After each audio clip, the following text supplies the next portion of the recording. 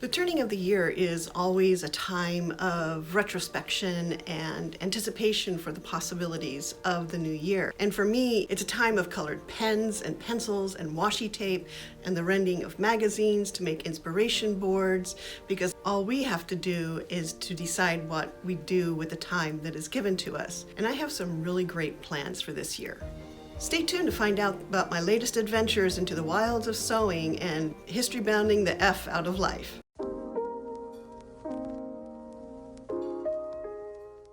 I'll be honest, I'll come right out and say it, that I want this channel and my entrepreneurial efforts to become a full-time income by the time I retire in about 7 years. Retirement really shouldn't be a prison of poverty. It should be a time of relaxation, giving back to the community, and passing on crone wisdom, and traveling the world and eating new foods, and really good sex. So my goal is to be more consistent with this channel and in my video production. I made 16 videos my first year, and that's not bad. That's not where I wanted to be, but it's not bad. My original plan was to make videos every week, and then that slipped to every 2 weeks, and then that slipped to every 3 weeks, and then that slipped to once a month, and then this fall it was maybe once every other month. I know that I really need to do better in getting my videos completed and out there and uploaded so that you can watch them. In order to achieve that goal, this means that I need to build systems. Being of a squirrel brain type, I'm pretty good at making plans and making systems. The hard part is finding that consistency and being able to repeat that again and again so that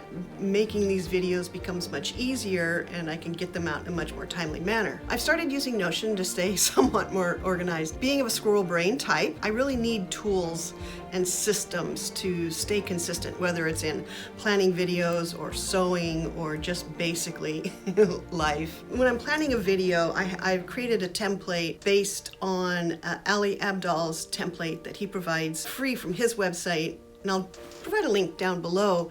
And I adapted it to my own use. There were some things that I didn't need and that was in his template, and there's some things that I've added that was much more useful. Another goal that I have is to paint and create some more t-shirt designs to sell them, maybe put it on fabric to do some sewing, I don't know, spoon flower, something like that.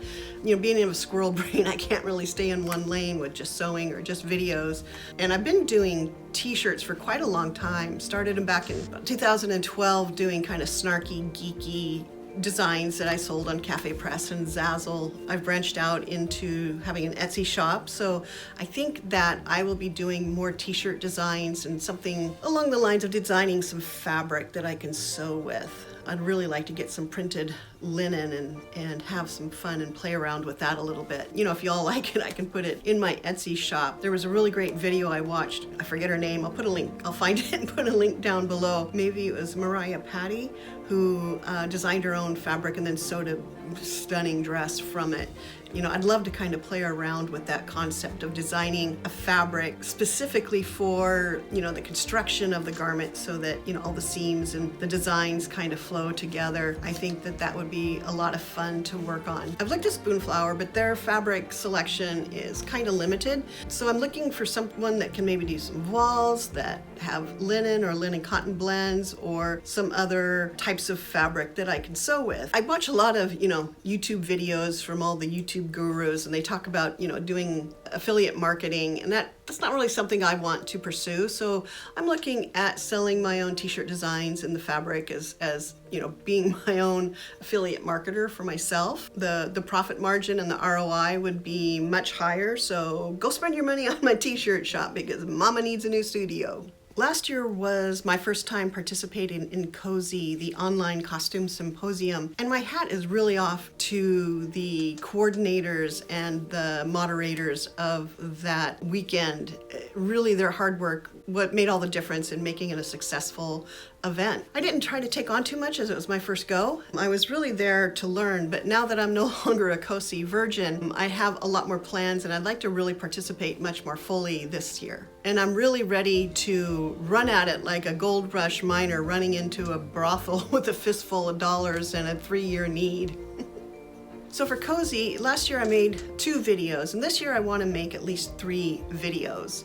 I want to make sure that I have something out there every single day for the viewers to watch. If you have any questions about Historybounding or suggestions for videos on something you might like to see me do for CoSy, drop it down in the comments. I'd really like to hear what you have to say. Another one of the videos that I want to do, of course, is something in the Merovingian era. I have a couple of things that I'm kind of throwing around in my brain, so I've just been doing some preliminary research on that, and I'll be making my decision fairly soon because I want to make sure I can complete the videos soon enough so that I'm not cramming it in at the last minute like I was last year. So another video I'm looking at doing is sort of a sewing productivity, maybe talking about, how to sew when you have ADHD squirrel brain.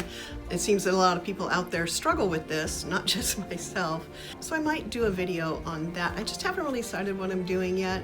It would be awesome to be on another panel. Last year I was on the medieval panel, and it was really fun, geeking out with other medieval nerds out there all across the world. It was fun. There was somebody from Australia, somebody from the UK, and we just, chatted about medieval shit for about an hour. My next goal for 2022 and into 2023 is to develop a course. I don't see a lot of courses in Historybounding on, how to develop an aesthetic, how to do a lot of the things that we need to do in order to create that history-bound wardrobe that we know, love, lust for, and desire. I'm going to be having some fun and experimenting with different formats this year. So drop some comments down below and let me know what you're looking for. I'll be playing with the idea of some mini courses in my videos here on YouTube. I hope you'll let me know when I'm doing something right, or if you have some suggestions on how I can improve my videos this year. Let's have a conversation. I'm doing this for you guys as well as to kind of document my own journey through this area of Historybounding and, developing my own aesthetic, learning to dress in a way that I really love. So one of the things I've been doing this year is changing the name of this channel and all the branding around it. When I came up with the name of Rose Cottage Notions, I had a different concept of what I wanted to do with my business. I was looking at doing vintage inspired sewing notions. I still want to do that, but I found that production of products is not something I'm good at or really enjoy doing. I am much more of a sort of ad hoc inspired artisan. Having the grind of a production is not something that I found fulfilling. I still might offer those vintage inspired sewing notions. I made some really lovely pin cushions and sewing pin cases and some different things, and I'll probably still offer them in Rose Cottage Notions, but my real emphasis is going to be on this YouTube channel. So my shop will stay the same with Rose Cottage Notions, but this channel will just go to simply my name. And this will help with all those sort of details of branding. And I'm not sure when this will happen, but I'll keep you apprised of the details, and I will let you know when I'm switching over. Another thing that I want to work on, it's not really a goal, but it's something I want to work on, is I want to be more consistent in my sewing this year. I need to be more strategic with my sewing and my clothing purchases, and I think that that's something that we can all relate to. Slowly been whittling away at the edges of my wardrobe and getting rid of things that isn't part of that consistent look that I'm aiming for, or things that I haven't worn, or they're just in disrepair, or they don't fit anymore, or that just don't fit with that hedge witch / dark librarian aesthetic that I'm going for. So for all my blathering on this channel, I'm really kind of a lazy slag when it comes to dressing and clothing, every day. I just find that I don't have a lot of energy to spare to spend a lot of time on sartorial decisions. But I do love well-made and attractive clothing that makes me look good and feel good in what I wear. I kind of subscribe to the Garanimal ideology where, if you just close your eyes and grab a top and grab a bottom from anywhere in your closet or your drawers, they go together. And so that's kind of what I'm aiming at with my history-bound wardrobe this year, is creating a system where everything kind of goes with everything. I have limited number of pieces. It makes it much easier to get dressed without a lot of energy expenditure on decisions. I just want to point out that I'm making this fashion change at nearly 60 years of age. And so I don't want to hear anybody saying that you're too old, you're too fat, you're too this, you're too that, to start dressing the way you love to dress. Because when you put on clothes it's for yourself. They should be clothes that make you happy. And that's what we're going for with this channel is how do we create those clothes that really give us tingles in our happy places. So I'm going to be looking at doing a spring summer capsule wardrobe and doing a fall capsule wardrobe, doing 2 or 3 pieces in each one of them. Not all of my sewing is going to be filmed and shared, as tutorial kind of videos, because I find that really slows down my sewing. Trying to film and sew, it's just a little bit much. So I'll probably do a lookbook video at the end when I have my wardrobe put together. So I'd like to make, 2 or 3 pieces using linen, merino wool, other natural fibers. So I'll be sharing a video soon about my planning process for my springtime capsule wardrobe. Another thing that I want to do this spring or at some point this summer is make myself some gardening clothes. I think it would be kind of fun to do a period gardening project. I know that people didn't, for the most part, have special gardening clothes, but I'd like to look at photographs and paintings and other artworks from the past to recreate some of the outfits that people are wearing while they're gardening. I think that would be a lot of fun. Eleanor de Bolton has some really fun videos where she talks about her historical gardening practices and some of the heritage seeds she works with, and also recreating some of the pages out of a 14th or 15th century manuscript. I'll link down in the description below to her videos. They're really fun, and I encourage you to go check them out. Some of the things that I want to make are, fun swishy dresses, pantaloons. Everyone needs fun swishy dresses to wear, even you guys, especially you guys. Because spring is a time for renewal, expanding into all of those fallow fields of your mind. It's time to take on new challenges and to sew something frilly and frivolous and wonderful, and then wear the dickens out of it while you're frolicking in a summer field of daisies and chasing fairies. So be wild, be creative, and be whole. So when summer's over, I'm planning on doing a winter capsule wardrobe that kind of builds on what I've already built from the summer and spring. So that's going to be pinafores in wool and in linen. I love a good pinafore. I really do. I want to make some wool pants or leggings for layering. So I'm looking for wool knits to sew into leggings. I've been looking at merino wool.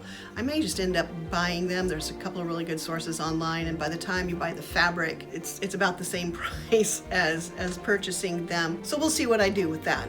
I would really like to make myself a pair of flannel-lined wool pants for cold days, both a pair for gardening and then a pair for wearing into the office once we finally do emerge from the pandemic.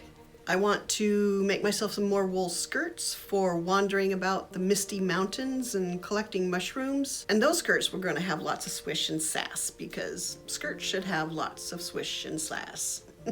Thinking about, cardigans. I love cardigans. I love layering in the wools. I'm thinking about learning how to knit because, I need another hobby. I don't really. And I really lust for some of those luscious vintage wool sweaters, the cardigans, and I can't really afford to buy them or hire someone to make them, especially like those Nordic with those really intricate designs. I mean, how hard could that be to learn? Yeah, I know I'm ridiculous sometimes. What are your plans for the year? Share in your comments down below and let's help each other out. I hope you stick with me this year and follow along as I work towards these different projects. As I work on developing both my channel and my wardrobe, there will be lots of good things coming up. And if you're feeling especially generous and want to be able to support this channel so that I can make more videos this next year, there's a couple of different ways that you can do that down in the description below. And you can go here, or maybe it's here, or maybe it's there for more history-bounding videos on my channel. And until next time, get vaxxed, stay safe, and I bid you joy. Bleh. Blah, blah, blah, blah. Crap.